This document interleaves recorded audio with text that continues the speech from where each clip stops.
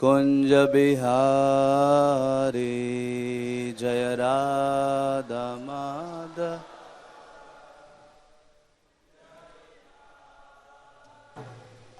जय राधा माधव कुंज बिहारी जय राधा।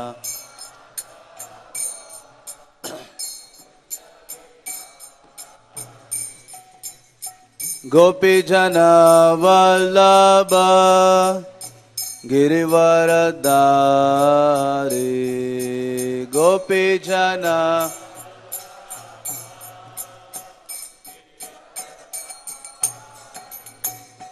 गोपी जन वल्लभ गिरिवरधारी गोपी जन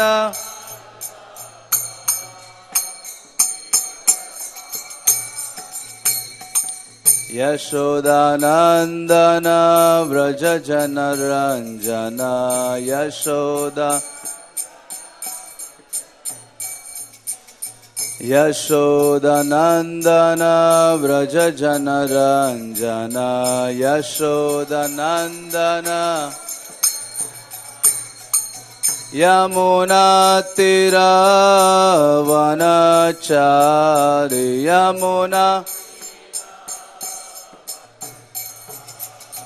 यमुना तीरावनचारि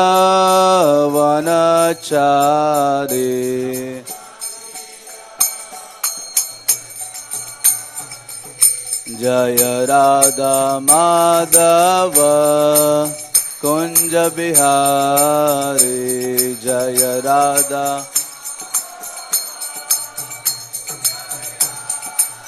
जय राधा माधव कुंज बिहारी।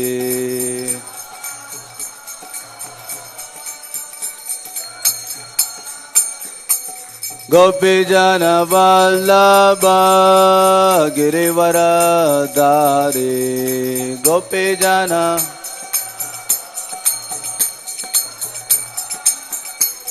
गोपी जन वल्लभ गिरिवरधारी गोपी जन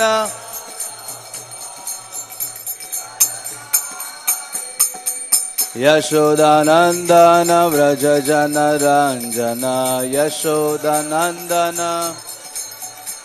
यशोदानंदन व्रज जन रंजन यमुना तीरावनचारि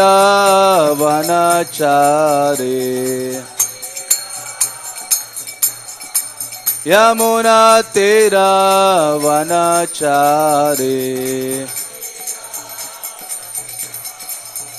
जय राधा माधव राधा माधव श्री राधे।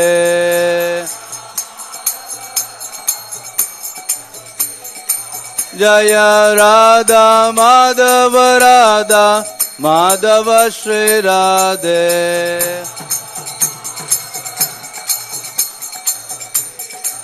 जय गौरनिताय गौरनिताय गौरनिताय जय गौरनिताय।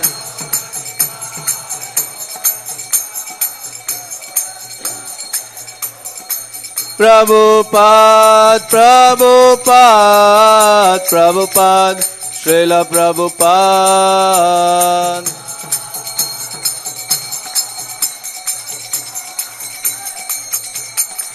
हरे बोल हरे बोल हरे बोल गौर हरे बोल।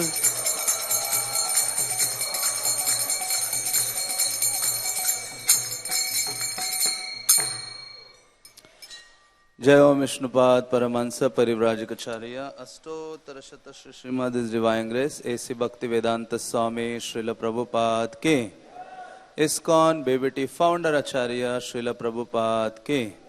जय ओम विष्णुपाद परमहंस परिव्राजकाचार्य अष्टोत्तर शत श्रीमद भक्ति सिद्धांत सरस्वती महाराज के। नामाचार्य हरिदास ठाकुर के।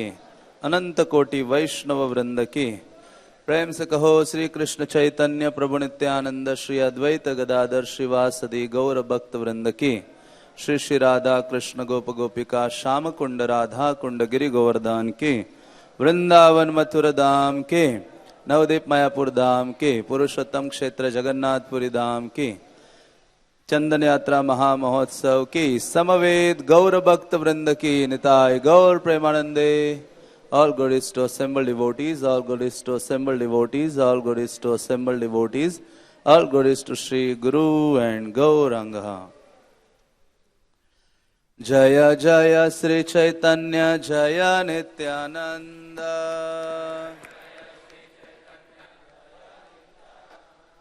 Jaya Jaya Sri Chaitanya Jaya Nityananda.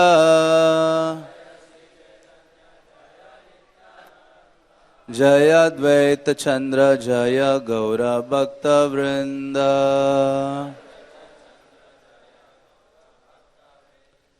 जय अद्वैत चंद्र जय गौर भक्त वृंद।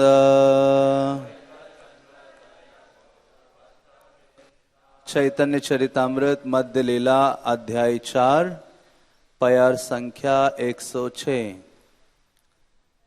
गोपाल कहे पुरी अमार ताप नाही जाय। मलयज चंदन लेप तबे से जुड़ाए। गोपाल कहे पुरी अमार ताप नाही जाय। मलयज चंदन लेप तबे से जुड़ाए।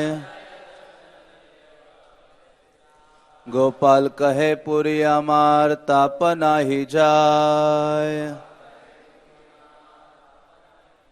मलयज चंदन लेप तबे से जुड़ाए।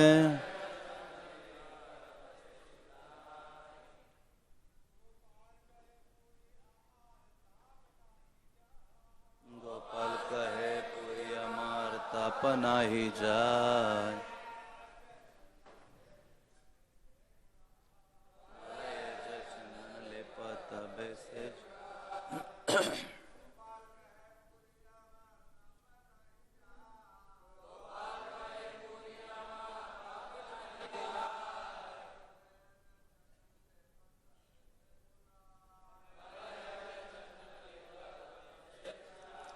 माताजीज,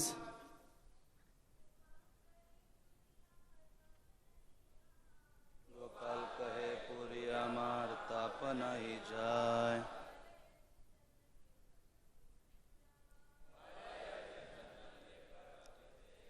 शब्दार्थ गोपाल, गोपाल अर्चा विग्रह।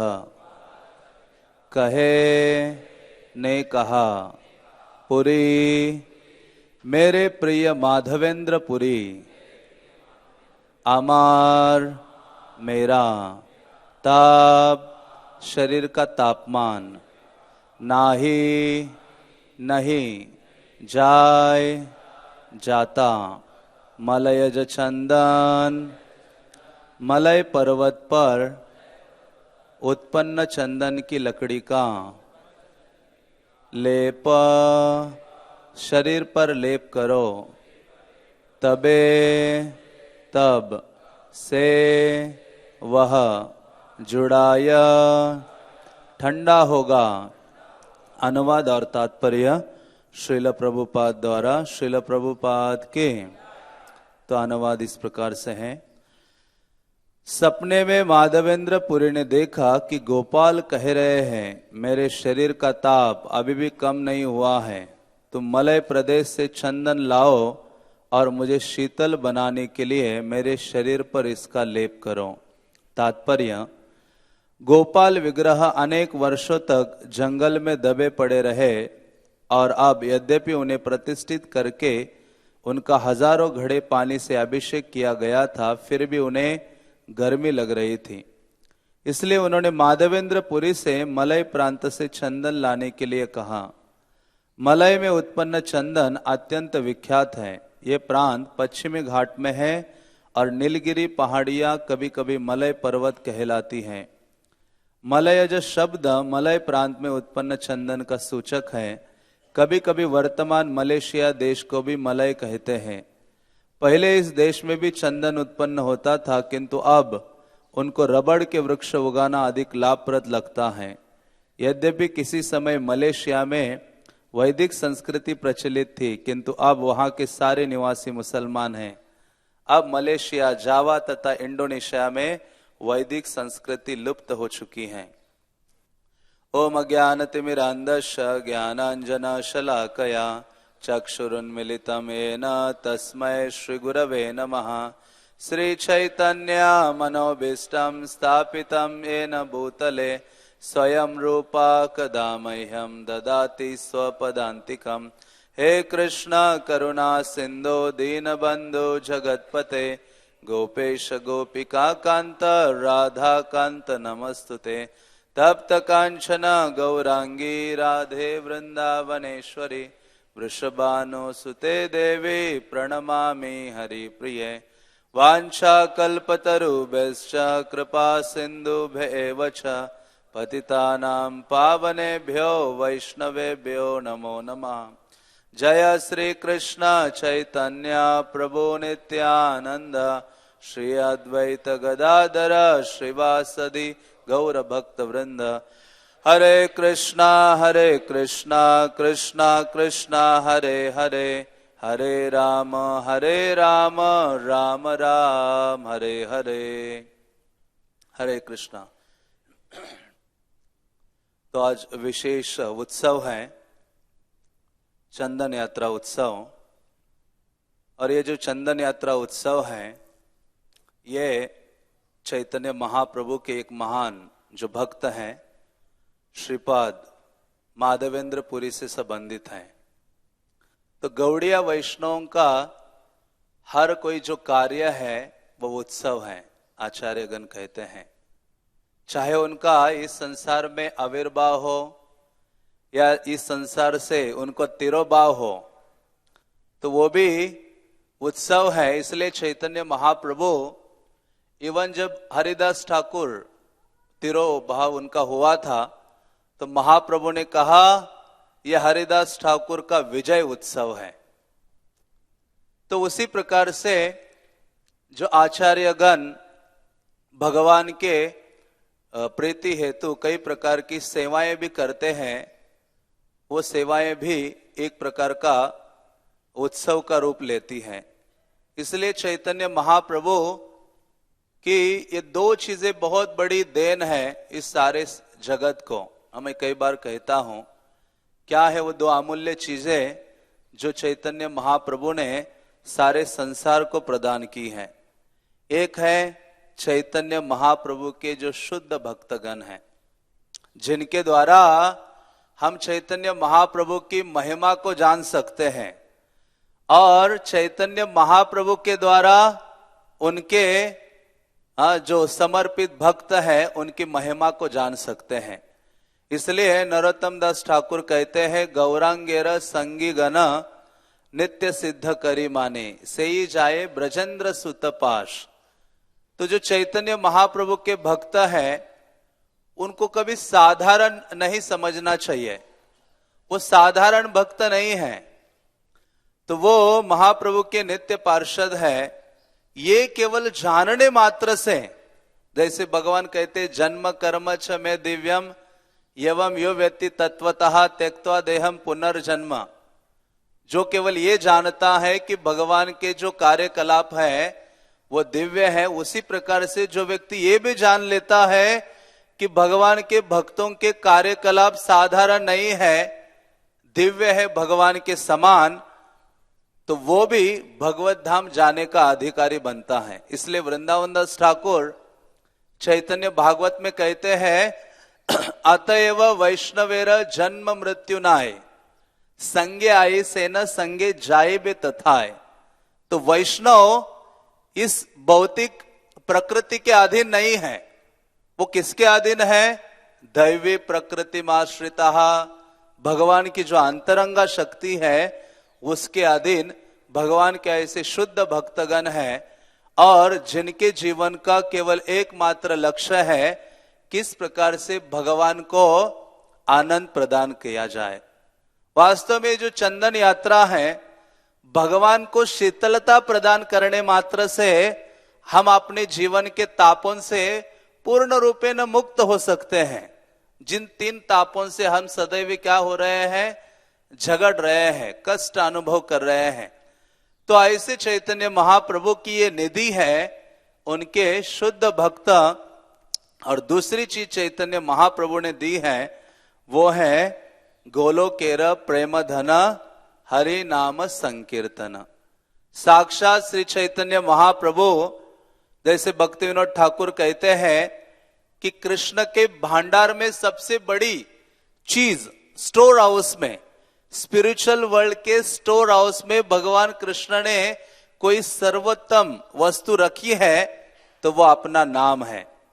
वो नाम भगवान क्या करते, वो कपाट खोल देते हैं और अपने साथ उस हरि नाम को लेकर आते हैं। इसलिए आचार्यगण कहते हैं चैतन्य महाप्रभु की जो दूसरी सर्वश्रेष्ठ देन है इस सारे जगत को ही नहीं, बल्कि इस पूरे त्रिभुवन को, वो है कृष्ण का पवित्र नाम। इसी कारण से ये दोनों चिंतामणि है, रत्न है। नाम चिंतामणि कृष्ण चैतन्य रस विग्रह अभिन्नत्वात् नाम नामिना। भगवान का नाम साक्षात रत्न है और उनके भक्त भी क्या है, रत्न है। इसलिए चैतन्य महाप्रभु जब हरिदास ठाकुर तिरोहित होते हैं तो उस समय बहुत दुख व्यक्त करते हैं और चैतन्य महाप्रभु कहते हैं हरिदास आचिल पृथ्वीर शिरोमणि। यह हरिदास ठाकुर पृथ्वी के शिरोमणि है। तहा विना रत्न शून्य हैल मेदिनी।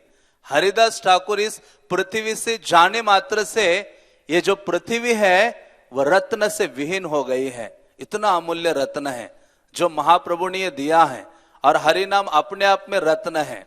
इसलिए जगदानंद पंडित बहुत सरल रूप से अपने ग्रंथ प्रेम विवर्त में कहते हैं कि वास्तव में हमें कुछ नहीं चाहिए इस संसार से पार होने के लिए। वो कहते हैं ये 2 चीजें काफी है। वो कहते हैं साधु संगे कृष्ण नाम यही मात्र चाय, संसार जिनीते आर कौन वस्तु नाय। तो जगदानंद पंडित कहते हैं साधु संग कृष्ण नाम, या तो साधु संगे कृष्ण नाम, दोनों चीजें। हमें भक्त चाहिए हमारे जीवन में और दूसरा है कृष्ण का पवित्र नाम। हरे कृष्णा कृष्णा कृष्णा हरे हरे, हरे राम राम राम हरे हरे। तो कहते संसार जिनीते यार कौन वस्तु ना आए।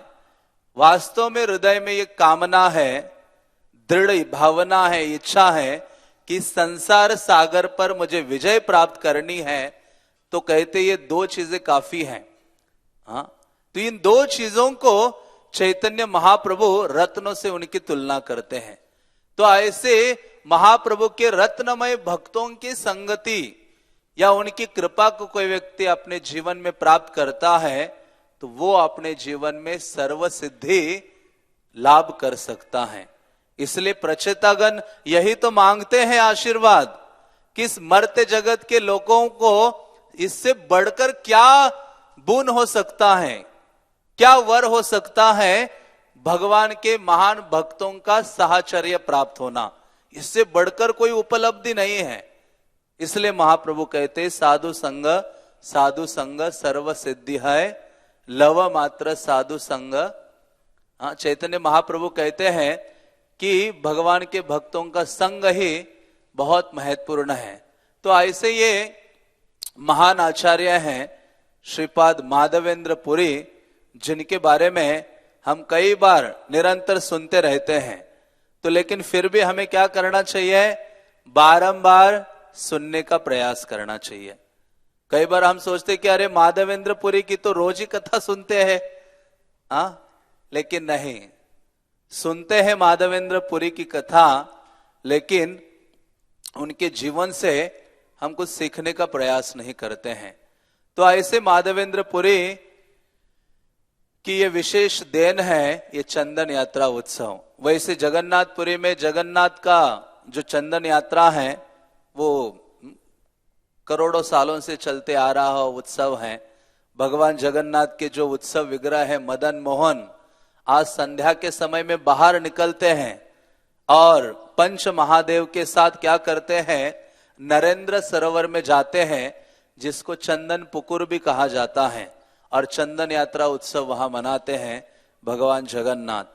तो ऐसे श्रीपद माधवेंद्र पुरी की इस कथा का वर्णन करने का प्रयास करूंगा कुछ समय के लिए। तो कृष्णदास कविराज बहुत आनंदित होकर इस कथा का वर्णन करते हैं। बल्कि श्री चैतन्य महाप्रभु ने संन्यास स्वीकार किया कछवा में बंगाल में, और उसके उपरांत राढ़ देश का भ्रमण करते करते चैतन्य महाप्रभु शांतिपुर आते हैं, अद्वैत आचार्य के घर में वास करते हैं कुछ दिन, अपने नवद्वीप के भक्तों से मिलते हैं, सची माता से मिलते हैं और निकलने लगते हैं। तो सची माता उन्हें कहती है कि आप क्या करो, चैतन्य महाप्रभु की डिजायर थी वृंदावन वास करना है, लेकिन सची माता कहती है नहीं। सची माता ने कहा कि आप जाकर जगन्नाथपुरी में निवास करो, क्योंकि नवद्वीप और जगन्नाथपुरी मानो एक ही घर के दो कमरे हैं। कभी आप आया करोगे गंगा स्नान का बहाना करते हुए और रथ यात्रा का बहाना करते हुए यहाँ के बंगाल के भक्त पुरी जा सकते हैं। तो इस प्रकार से सची माता की जो आज्ञा थी उसको शिरोधार्य रखते हुए चैतन्य महाप्रभु जगन्नाथपुरी के लिए निकलते हैं। और अद्वैत आचार्य कहते हैं आप अकेले जा रहे हो? तो चैतन्य महाप्रभु के साथ अद्वैत आचार्य, नित्यानंद प्रभु, जगदानंद, दामोदर, मुकुंद, ये चार संज्ञों को देते हैं और ये निकल ही रहे थे अपने अद्वैत आचार्य के गृह से बाहर। तो बहुत जोर से हरिदास ठाकुर रोने लगते हैं। आप सोच सकते हैं हरिदास ठाकुर एक छोटे से बालक के भांति, कोई माता पिता मानो जा रहे और बच्चा रोते हुए उनके पीछे दौड़ रहा है, मुझे भी ले चलो, मुझे भी ले चलो। हरिदास ठाकुर कहते हैं महाप्रभु आप मुझे यहाँ अकेले छोड़ के जा रहे हो, आप अपने साथ मुझे भी ले चलो। चैतन्य महाप्रभु ने कहा आप यहाँ रुको, समय आएगा तो तुम स्वयं ही जगन्नाथपुरी मेरे पास आओगे।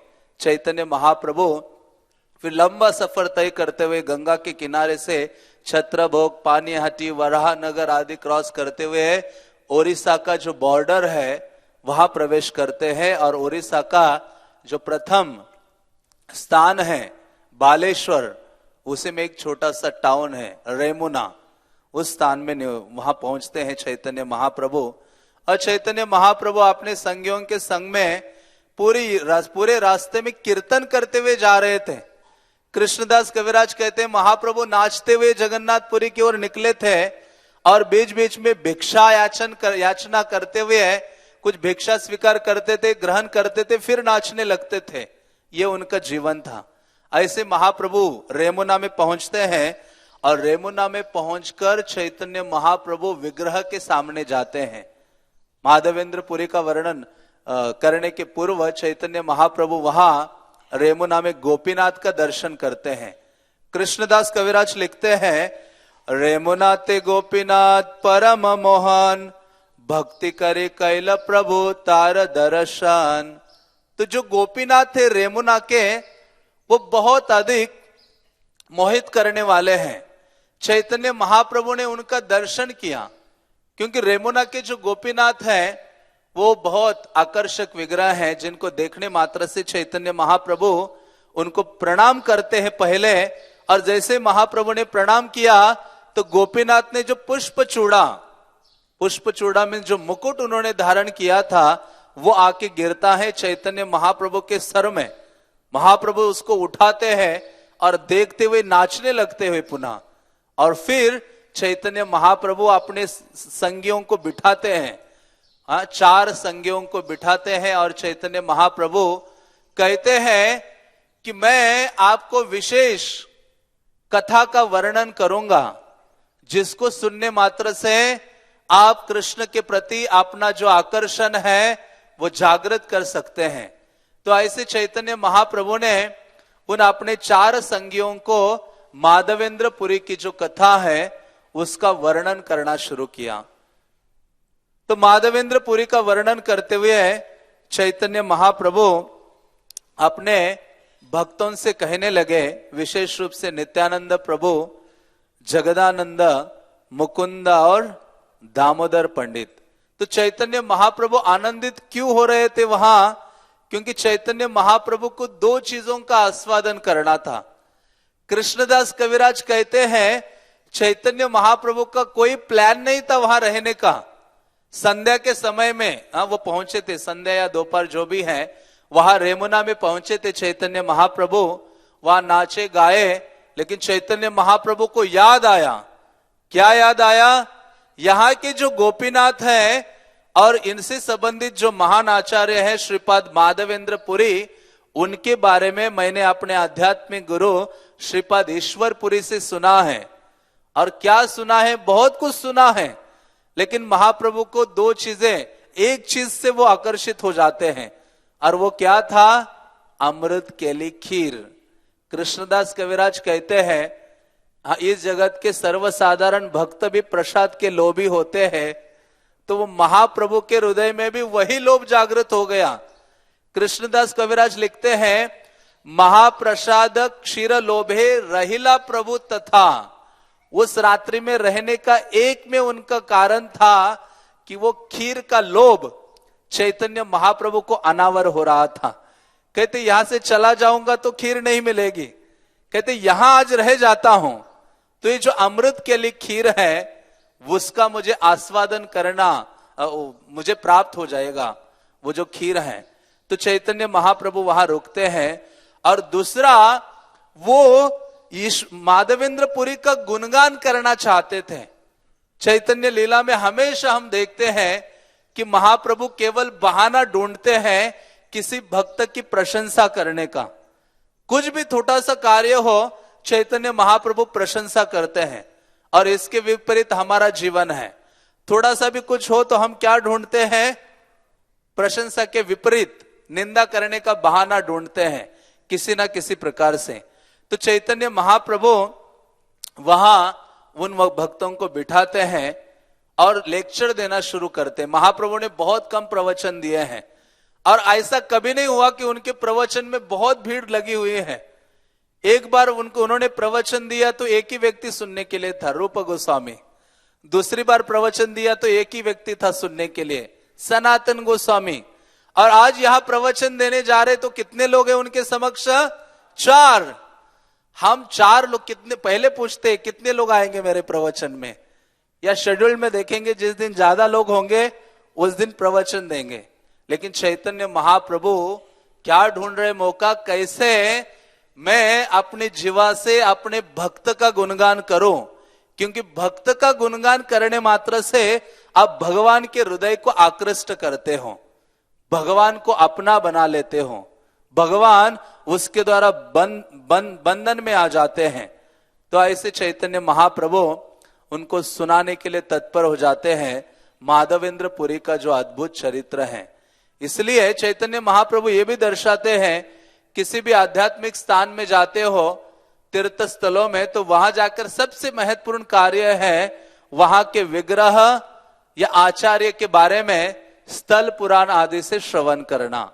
तब वास्तव में वो महान उपलब्धि मानी जाती है। इसलिए महाप्रभु कहते हैं, श्रवण आदि शुद्ध चित्ते करय उदय। श्रवण करने मात्र से भगवान के प्रति जो शुद्ध प्रेम और सेवा की भावना है वह हमारे चित्त में जागृत होती है। प्रभुपाद एक बार मायापुर में प्रवचन दे रहे थे, तो प्रवचन से एक भक्त उठ के कहां जा रहा था।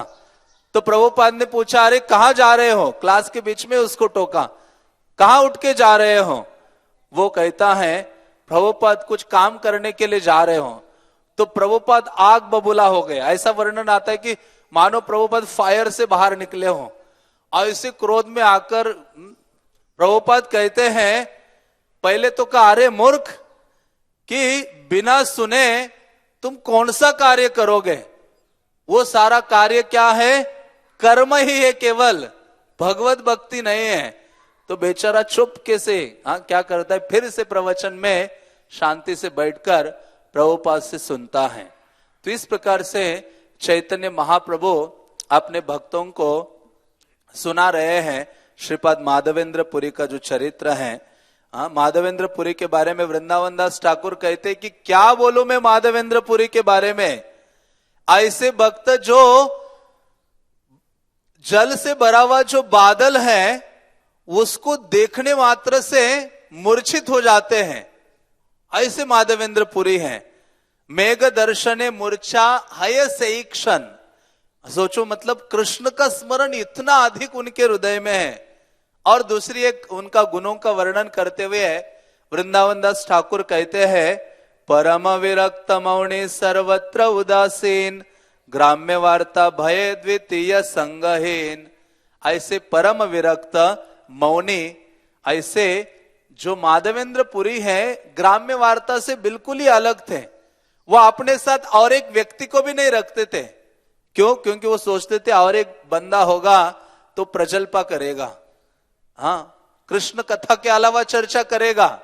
इसलिए वो अकेले ही भ्रमण किया करते हैं किसी भी स्थान में। तो हम सुने हैं कि माधवेंद्र पुरी ऐसे भ्रमण करते करते चैतन्य महाप्रभु साक्षात वर्णन कर रहे हैं माधवेंद्र पुरी का। तो सोचो कि माधवेंद्र पुरी कितने महान वैष्णव हैं। तो ऐसे माधवेंद्र पुरी भ्रमण करते करते गोवर्धन आते हैं, वृंदावन आते हैं। और गोवर्धन आकर कृष्णदास कविराज कहते हैं कि गोवर्धन की परिक्रमा पूरी करने के बाद वो गोविंद कुंड में बैठे थे और वो संध्या का समय था। एक वृक्ष के नीचे माधवेंद्र पुरी बैठते हैं और उन्होंने कुछ भोजन आदि ग्रहण नहीं किया था और अपना हरि नाम कर रहे थे। उसी क्षण, उसी समय एक ग्वाल बाल आता है माधवेंद्र पुरी के पास, जिसने दूध का पात्र लेकर आता है। पात्र लाकर माधवेंद्र पुरी के सामने रख दिया हंसते हुए, और उन्होंने कहा कि हे पुरी गोसाई, आप इसको स्वीकार कीजिए। तो चैतन्य महाप्रभु उस बालक को देख रहे थे।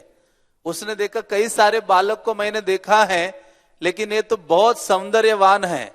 तो चैतन्य महाप्रभु जो माधवेंद्र पुरी है, वो तो आपने उनको देखने मात्र से अपनी भूख और प्यास भूल गए।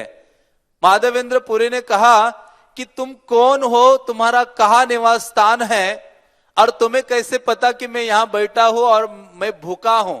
इतने सारे प्रश्न माधवेंद्र पुरी ने उनको पूछे।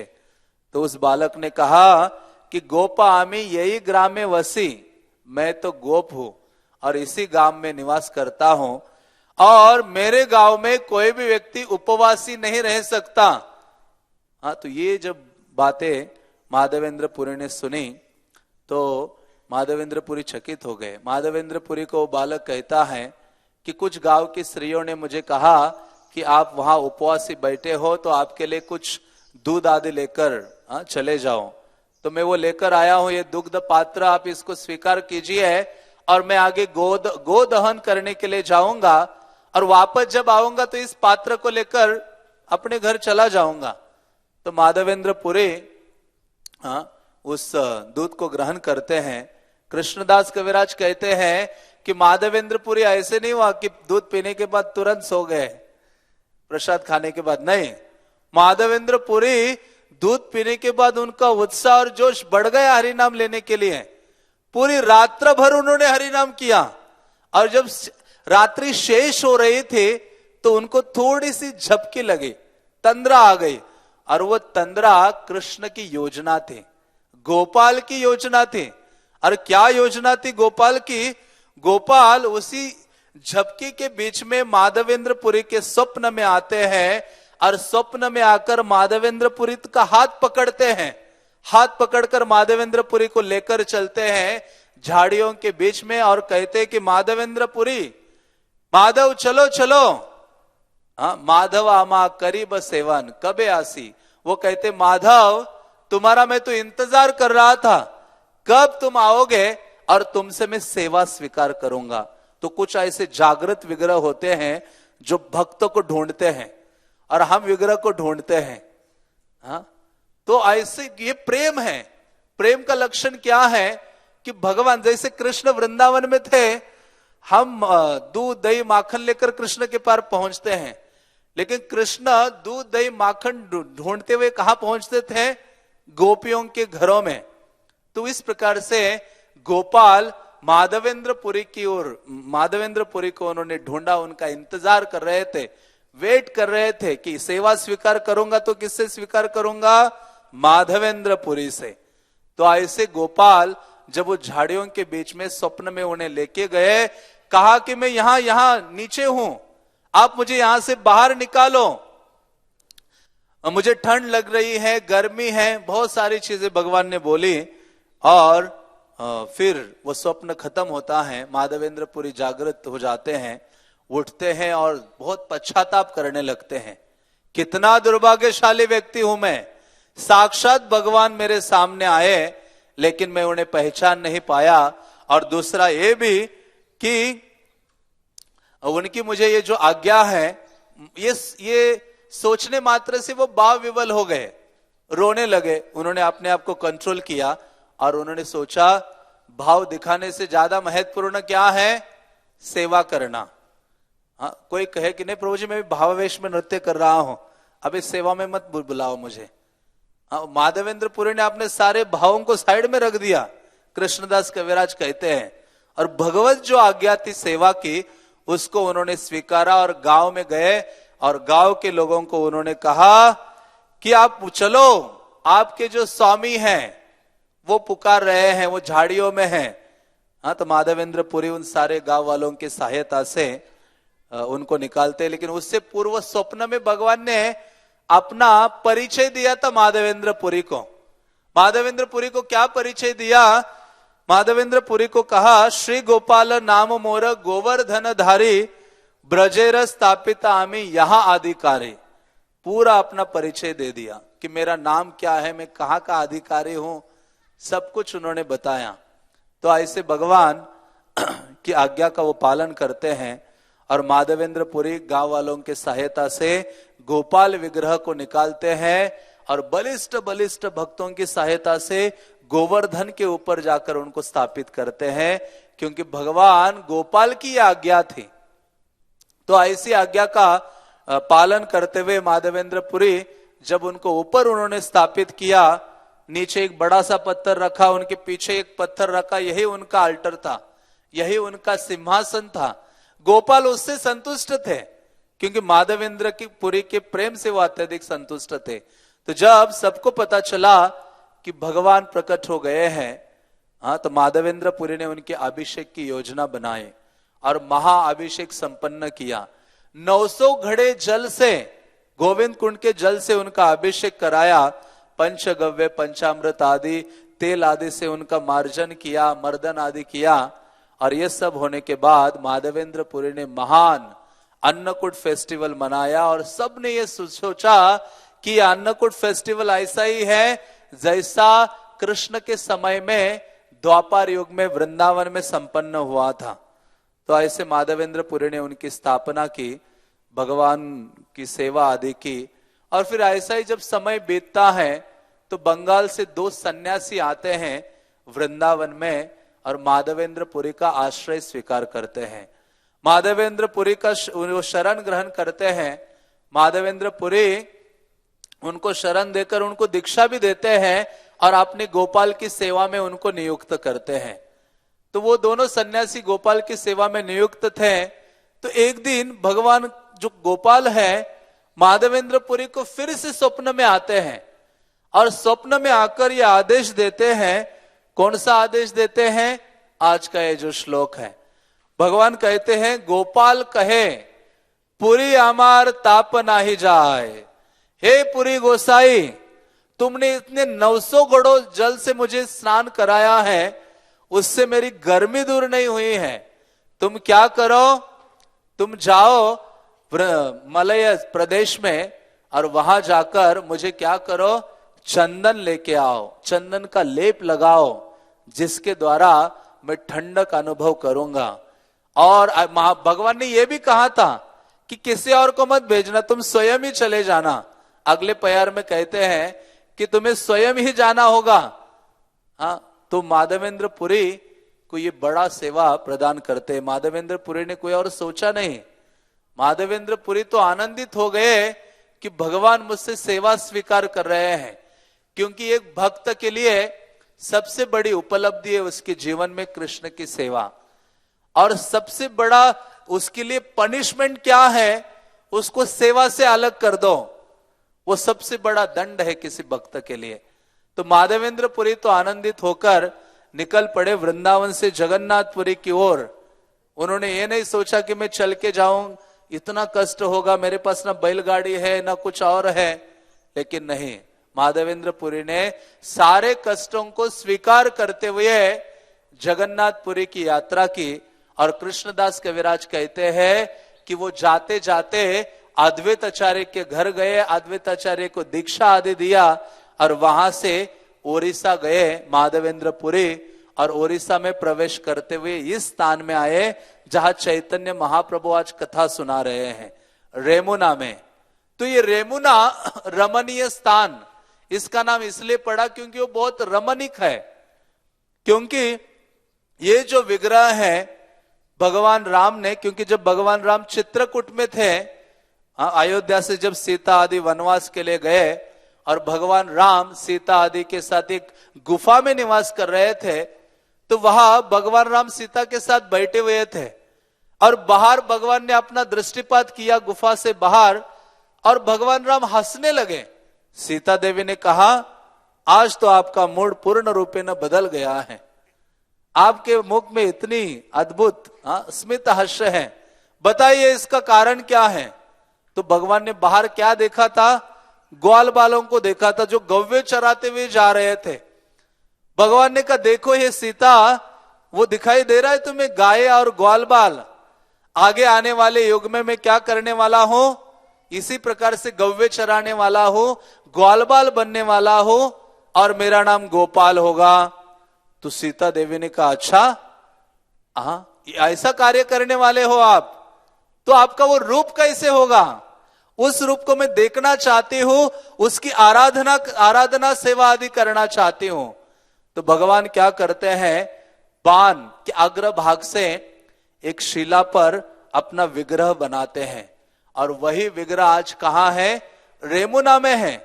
बल्कि आप मंगल आरती में जाते हो उस रेमुना में अर्ली मॉर्निंग 5 बजे, तो वो जो पूरे विग्रह के वस्त्र उतारे जाते हैं, और जिसमें विग्रह के बिल्कुल चरणों के पास ही भगवान के ग्वाल बाल है, गव्य है, बहुत सारी चीजें हैं। ये सब भगवान राम ने बनाया और सीता देवी को सुपुर्द किया, और सीता देवी उसका आराधना करते थे।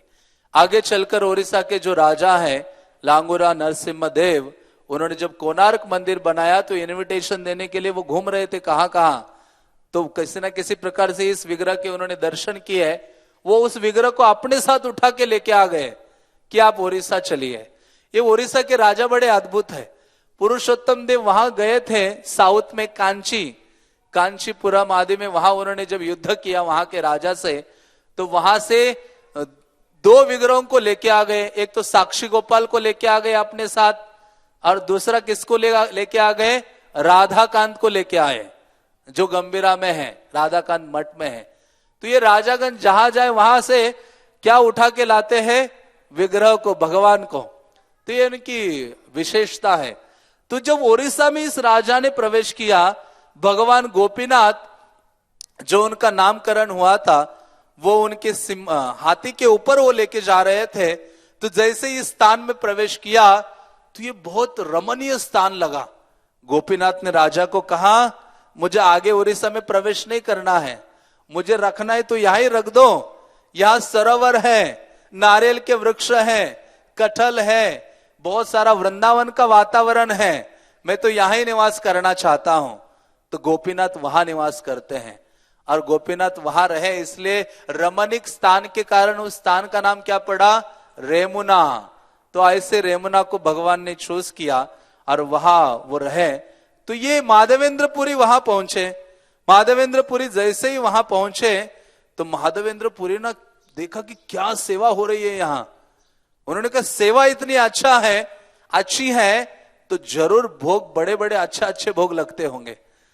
तो मुझे यदि पता चले कि क्या क्या भोग लगता है यहां, एक पुजारी को पकड़ लिया। उन्होंने पूछा यहां क्या क्या भोग लगता है। पुजारी ने कहा संध्याय भोग लागे, क्षीर अमृत केली नाम, द्वादश अमृत पात्रे बरे अमृत समान, गोपीनाथेर क्षीर बलि प्रसिद्ध नाम जार, पृथ्वी ते आए छे भोग कहा नाही यार। तो उस ब्राह्मण ने कहा, यहां तो ऐसी खीर, अमृत केली खीर भोग लगती है, एक छोटा सा पात्र नहीं, हम छोटा कटोरे में भोग लगाते हैं, वहां तो बड़े बड़े मिट्टी के 12 पात्र गोपीनाथ के लिए खीर के भोग लगते हैं। तो जिस प्रकार से बात कर ही रहे थे, तो उस समय भोग लग रहा था, तो माधवेंद्र पुरी को ये विचार आए कि मुझे बिना मांगे ये खीर मिल जाए चखने के लिए, तो मैं जब वापस चला जाऊंगा ना वृंदावन, मेरे गोपाल के लिए वैसे ही खीर बनाऊंगा। तो भक्त की ये भावना है, जहां भी जाता है वो सीखता है कि वापस जाकर अपने स्थान में कैसे सेवा का और क्या करो, वर्धन करो, कैसे और सेवा बढ़ाओ। तो ऐसे माधवेंद्र पुरी कुछ जैसे विचार आए, उन्होंने सोचा कितना मैं नीच व्यक्ति हूं कि भगवान को अभी भोग लग ही रहा है और मुझे उसका खाने की भावना आ गई, मेरे विचार आ गए। माधवेंद्र पुरी उस समय भोग निकल गया, आरती हो गई, भगवान को नमस्कार किया और माधवेंद्र पुरी वो स्थान छोड़कर उस गांव से बाहर एक जो मार्केट था वहां वृक्ष के नीचे जाकर बैठे और वहां जाकर उन्होंने कीर्तन किया, हरे कृष्णा कृष्णा कृष्णा हरे हरे, हरे राम राम राम हरे हरे। अभी माधवेंद्र पुरी ने डिजायर की है, भगवान यहां हिल गए, गोपीनाथ। जैसे भक्ति सिद्धांत सरस्वती ठाकुर ने डिजायर की, चैतन्य महाप्रभु ने इच्छा की, पृथ्वी ते आछे जत नगर आदि ग्राम, सर्वत्र प्रचार। तो उसी प्रकार से जब माधवेंद्र पुरी ने ये इच्छा की, तो भगवान को उसकी पूर्ति करने के लिए भगवान तत्पर हो गए। तो पुजारी शयन आरती करके सो गया था बेचारा, लगा कि अभी मंगल आरती में उठूंगा, बीच में कोई डिस्टरबेंस नहीं, लेकिन भगवान ने उनको जगाया।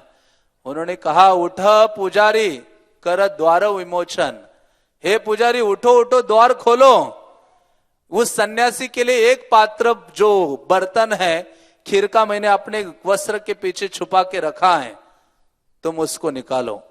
पहले तो उसने सोचे ये आवाज कहां से आ रही है, लेकिन देखा कि भगवान, अब वो भी बड़ा भाग्यवान है, साधारण पुजारी नहीं है कि भगवान स्वप्न में आते हैं। हमारे स्वप्न में पता नहीं क्या क्या चीजें आती रहती है। तो वहां वो पुजारी जैसे उठा गया, जल्दी से स्नान किया और वो पात्र लिया और गया बाहर और चिल्ला चिल्ला के बोल रहा था। उन्होंने वो जोर जोर से पुकारने लगा कि किसका नाम माधवेंद्र पुरी है, और हाथ में खीर का पात्र। मानो यहां भी कोई खीर का पात्र लेकर कहेंगे किसका नाम, ये कृष्णदास है, हम तो सारे कहेंगे हम सबका नाम कृष्णदास है, क्योंकि अमृत केली को कौन छोड़ना चाहेगा। तो माधवेंद्र पुरी तो बिल्कुल एक स्थान में बैठे थे, ये पुकारते हुए जा रहा था, तोमा लागी गोपीनाथ क्षीर कैला चोरी। माधवेंद्र पुरी किसका नाम है, आपके लिए गोपीनाथ ने खीर की चोरी की है।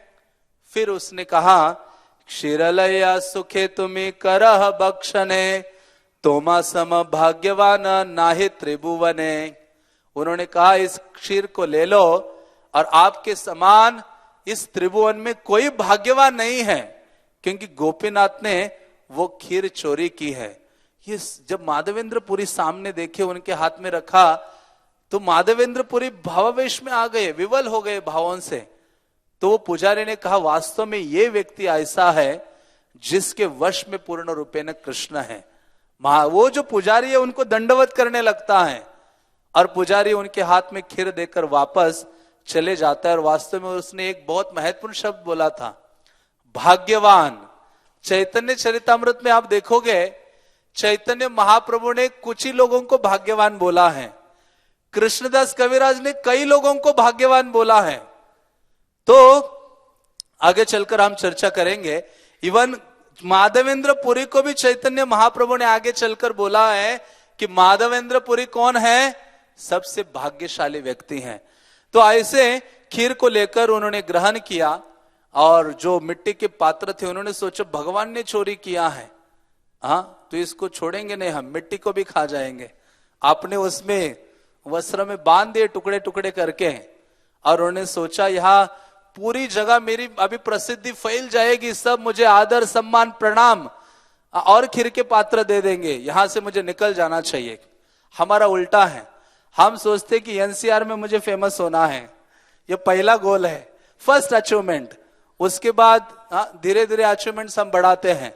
लेकिन माधवेंद्र पुरी ने कहा नहीं, माधवेंद्र पुरी कहते यहां से मुझे भागना है, जो सेवा करने के लिए मैं आया हूं वहां जाना है, जगन्नाथपुरी की ओर निकलते हैं। कृष्णदास कविराज कहते शुद्ध भक्ति की जो प्रसिद्धि है वो भक्त पहुंचने से पहले ही पहुंच जाती है उस स्थान में। तो ये जगन्नाथपुरी पहुंचने से पहले ही ये जो उनका यश है, महिमा है, जगन्नाथपुरी में पहुंच गया था। वहां सारे भक्त सोच रहे थे कौन माधवेंद्र पुरी है, और वो आएंगे तो माधवेंद्र पुरी पहुंच जाते हैं बचने यश आदि से बचने के लिए। लेकिन वहां जगन्नाथपुरी में उनको सारा सम्मान आदि मिलता है, और वो गोपाल की कथा उनको सुनाते हैं कि गोपाल ने मुझे सेवा दी है, तो आप मेरी सहायता करो कि गोपाल को चंदन चाहिए। तो वो चंदन आदि जगन्नाथपुरी के जो निवासी हैं वो उनको प्रदान करते हैं। एक ब्राह्मण देते हैं, एक सेवक देते हैं, और कुछ व्यय करने के लिए धन आदि देते हैं। माधवेंद्र पुरी उन सब चीजों को लेकर जगन्नाथपुरी से निकलते हैं, और वापस निकलते निकलते कहां पहुंच जाते हैं? गोपीनाथ के द्वार। ये वहां से रहते हैं। अभी उनको खीर के मांगने की जरूरत नहीं थी, अभी खीर तो अपने आप एक पात्र सोचा था। अभी पुजारी तो फैन हो गया था उनका, पुजारी सारे पात्र, जिसो कई भक्त होते ना वो बड़े एक्सपर्ट होते हैं, उनकी सांठ गांठ किससे होती है? पुजारी से रहती है। महाप्रसाद, गार्लेट्स, ब्लेसिंग्स, फेस्टिवल में विशेष चीजें उनको पता है। तभी माधवेंद्र पुरी को वैसा कुछ करने नहीं पड़ा, पुजारी को इंप्रेस करना नहीं पड़ा, इनके भक्ति के द्वारा है। पुजारी सेवा करने के लिए तत्पर हो गया था, और आकर माधवेंद्र पुरी वहां निवास करते हैं और उनसे सारी चीजें स्वीकार करते हैं, फिर सो जाते हैं। अभी ये सपना नंबर 3, बल्कि महाप्रभु ने एक ही सपना देखा है। मैंने पिछली बार भी कहा था, महाप्रभु कहते हैं मेरा सपना सबका जपना। महाप्रभु कहते कि मेरा सपना है कि सारे लोग जप करें, लेकिन यहां भी माधवेंद्र पुरी को तीसरा सपना आया कि ये जो चंदन वगैरह है वो मुझे प्राप्त हो गया है वृंदावन में, और अभी मैं बिल्कुल शीतल अनुभव कर रहा हूं। लेकिन देखो माधवेंद्र, तुमने इतना कष्ट उठाया है, अभी ये किसको अर्पित करो? गोपीनाथ को अर्पित करो। ये जब तक खत्म ना हो तब तक घिसते रहो, और प्रतिदिन क्या करो? गोपीनाथ को लेपन करो। हाँ, गोपीनाथ तो हमारा से एक ही अंग है, गोपीनाथ और मेरा क्या है? एक ही अंग है, अलग नहीं है।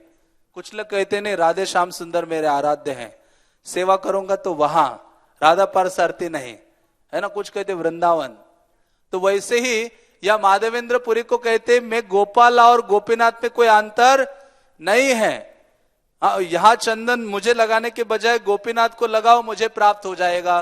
तो माधवेंद्र पुरी कुछ लोगों को हायर करके ये चंदन घिसते हैं, और जिसके द्वारा ये चंदन यात्रा माधवेंद्र पुरी मनाते हैं। भगवान आनंदित हो जाते हैं माधवेंद्र पुरी की सेवा से। और जब चैतन्य महाप्रभु इसका वर्णन कर रहे थे, महाप्रभु बोलते जा रहे थे, आनंदित हो रहे थे, गदगद हो रहे थे, और फिर नित्यानंद प्रभु का हाथ पकड़ा, और नित्यानंद प्रभु को चैतन्य महाप्रभु ने कहा, प्रभु कहे नित्यानंद करह विचार, पुरी सम भाग्यवान जगते नाही यार।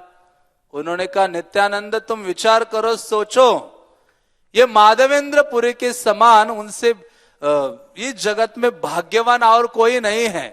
तो माधवेंद्र पुरी के लिए चैतन्य महाप्रभु ने क्या वर्ड यूज किया है? भाग्यवान। वास्तव में भाग्यवान है। फिर महाप्रभु ने कहा क्यों भाग्यवान है? चैतन्य महाप्रभु कहते हैं मैं जब इनके प्रेम की पराकाष्ठा को देखता हूं ना, तो स्वयं आश्चर्यचकित हो जाता हूं। माधवेंद्र पुरी का जो प्रेम है भगवान कृष्ण के लिए, सेवा की जो भावना है, उसकी कोई सीमा नहीं है। हाँ, इसलिए वैसे भगवान को खीर चोरा कहने का क्या तात्पर्य है? क्यों चोर कैसे हुए वो? भगवान का अधिकार केवल भोगा पर है। किस पर अधिकार नहीं है? भगवान का प्रसाद पर अधिकार नहीं है। भगवान ने भोगा की चोरी नहीं की। किस चीज की चोरी की थी? प्रसाद की चोरी की थी। भोग लगने के बाद चुपके से रख दिया उन्होंने, इसलिए वो चोर कहलाए। इसके कारण वो चोर हैं, खीर चोरा है। तो इस प्रकार से चैतन्य महाप्रभु कहते हैं कि जिनके लिए भगवान स्वयं प्रकट हो गए, जिनको दूध उन्होंने दे दिया और जिनको 3 बार स्वप्न में आए, जिनको सेवा का आदेश दिया, जिनसे चंदन स्वीकारा, इतना सारा आदान प्रदान भगवान ने किया, तो चैतन्य महाप्रभु कहते हैं नित्यानंदा देखो, इनसे अधिक भाग्यवान कोई नहीं है। तो ऐसे चैतन्य महाप्रभु ने चैतन्य चरितामृत में और भी एक व्यक्ति के लिए भाग्यवान शब्द यूज किया है। किसके लिए? जगन्नाथपुरी में प्रद्युम्न मिश्रा के लिए। चैतन्य महाप्रभु जगन्नाथपुरी में थे और प्रद्युम्न मिश्रा चैतन्य महाप्रभु के पास आते और कहते हैं कि हे चैतन्य महाप्रभु, मेरी बहुत इच्छा है कृष्ण कथा सुनने की, तो आप कृपा कीजिए मुझे कृष्ण कथा सुनाइए। चैतन्य महाप्रभु कहते आमे कृष्ण कथा नहीं जानी। ये तो रामानंद राय ही कृष्ण कथा को जानता है, लेकिन वो कहते हैं कि कृष्ण कथाए रुचि तोमार भाग्यवान, जार कृष्णा कथाए रुचि से ही भाग्यवान। वो कहते कि तुम अत्यंत भाग्यवान व्यक्ति हो, क्योंकि तुम्हारी रुचि किसमें हो गई है? कृष्ण कथा में। तो वास्तव में भाग्य यह नहीं है। हम सोचते भाग्यवान धन, जन, पद, बहुत सारी चीजें आ जाती हैं तो सोचते मुझसे भाग्यवान व्यक्ति कोई नहीं है। लेकिन वास्तव में भाग्यवान व्यक्ति कौन है? जिसकी रुचि कृष्ण कथा में क्या हो गई है? बड़ी हुई है। तो हम यदि अपने आप को भाग्यवान बनाना चाहते हैं तो पहला है भगवान के कथा के प्रति रुचि विकसित करनी होगी, लालसा विकसित करनी होगी। और दूसरा चैतन्य महाप्रभु ने भाग्यवान बोला चांद काजी को। जब चांद काजी के साथ वार्तालाप हो रहा था, चांद काजी भगवान के नाम उसने बोलते बोलते ले लिए, 3 नाम ले लिए उसने, हरे कृष्ण नारायण लैल 3 नाम, बड़ भाग्यवान तुम्हें, बड़ भाग्यवान। महाप्रभु ने काजी को तो 2 बार बोला कि नाम ले रहे हो इसलिए तुम सबसे बड़ा भाग्यशाली हो। कोलावेचा श्रीधर के लिए भी बोला। तो वास्तव में भाग्यवान वो है जिस व्यक्ति का अनुराग भगवान के नामों के प्रति है। और तीसरी सी चैतन्य महाप्रभु ने बोली राजा प्रताप रुद्र के लिए, क्योंकि जब चैतन्य महाप्रभु उनसे मिले थे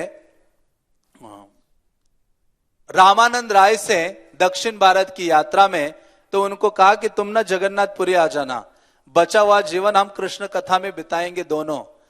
तो रामानंद राय राजा प्रताप रुद्र को निवेदन करते कि चैतन्य महाप्रभु की आज्ञा है कि वो मुझे अपने साथ रखना चाहते, तो मुझे ना इस जॉब से छुट्टी दे दो, परमानेंट मुक्ति दिला दो। तो प्रताप रुद्र जैसे सुनते हैं कि चैतन्य महाप्रभु तुम्हें चाहते हैं, उनकी सेवा के लिए वो चाहते हैं, वो कहते आज से ही तुम्हें छुट्टी दे दी मैंने, और जितना तनख्वाह तुम्हें मिलती है सैलरी, वो पूरी सैलरी भी दूंगा, वो पेंशन भी दूंगा एक्स्ट्रा। तो इतने आनंदित हो गए और रामानंद राय का आलिंगन किया। तो ये सारी चीजें रामानंद राय ने जाकर किसको कही थे? चैतन्य महाप्रभु को जगन्नाथपुरी में। चैतन्य महाप्रभु कहते हैं, रामानंद राय कहते ये राजा प्रताप रुद्र का अनुराग जो आपके प्रति है ना, इतना अनुराग है कि मुझे लगता है मुझ में बिल्कुल भी नहीं है। ऐसे रामानंद राय स्वयं के लिए सोच रहे हैं। तो इतना उनके अंदर व्याकुलता है, सेवा की भावना है चैतन्य महाप्रभु आपके लिए राजा प्रताप रुद्र की। तो चैतन्य महाप्रभु फिर कहते हैं, प्रभु कहे तुम्हें कृष्ण भक्त प्रधान, तोमा के जे प्रीति करे से ही भाग्यवान। कहते हैं कि तुम वास्तव में रामानंद राय भक्तों में प्रधान हो, श्रेष्ठ हो, और ऐसे महान भक्त, तुम्हारे जैसे भक्त के प्रति जो प्रेम की और सेवा की भावना रखता है, वो व्यक्ति भाग्यवान है। क्यों? तोमा तेजे हत प्रीति हाइल राजार, राजा को जो तुम्हारे प्रति प्रेम की भावना है, यही गुणे कृष्ण तारे करीबे अंगीकार। केवल इस गुण के कारण कृष्ण उसे अंगीकार करेंगे। हाँ, भक्तों के प्रति सेवा और प्रेम की भावना रखने मात्र से कृष्ण आकर्षित हो जाते हैं। तो ये तीसरी चीज है। एक है कृष्ण कथा, दूसरा है भगवद नाम, और तीसरा है भक्तों के प्रति प्रेम और सेवा की भावना। वो वास्तव में जिनके हृदय में है वो वास्तव में भाग्यवान है।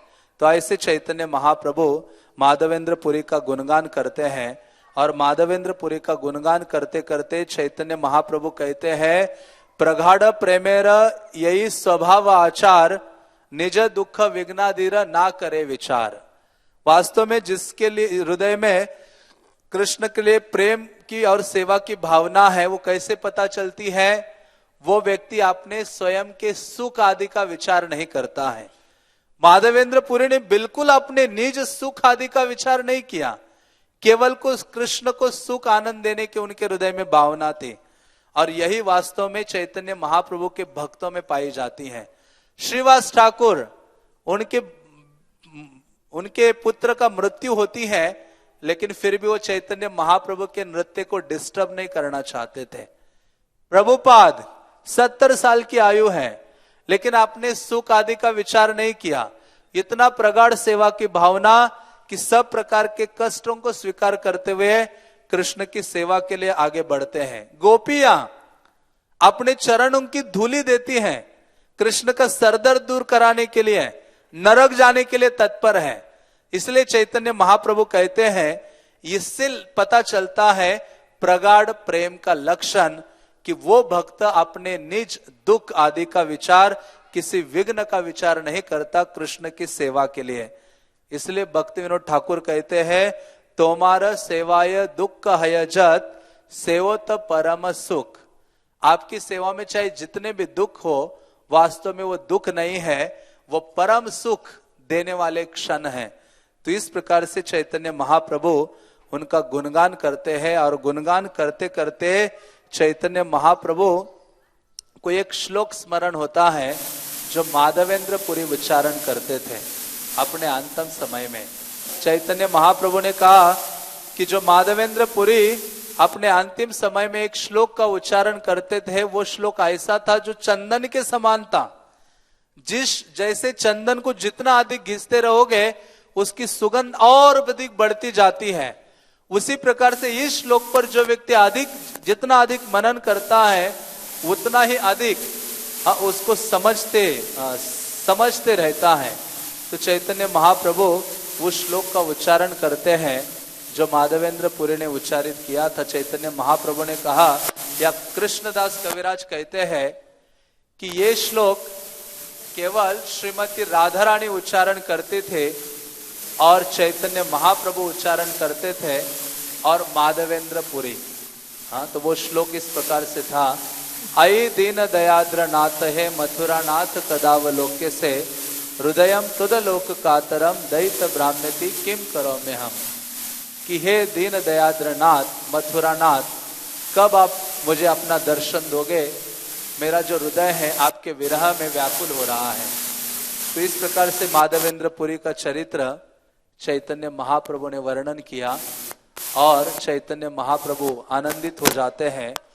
और इस वर्णन के बाद कृष्णदास कविराज कहते हैं कि यदि कोई व्यक्ति श्रद्धा के साथ इस कथा को सुनता है, तो निश्चित रूप से श्री कृष्ण के चरणों में उसका अनुराग वर्धित होगा। हरे कृष्णा कृष्णा कृष्णा हरे हरे, हरे राम राम राम हरे हरे। श्रीपाद माधवेंद्र पुरी पाद के, चंदन यात्रा महामहोत्सव के, श्रील प्रभुपाद के, समवेत गौर भक्त वृंद की। हरे कृष्ण।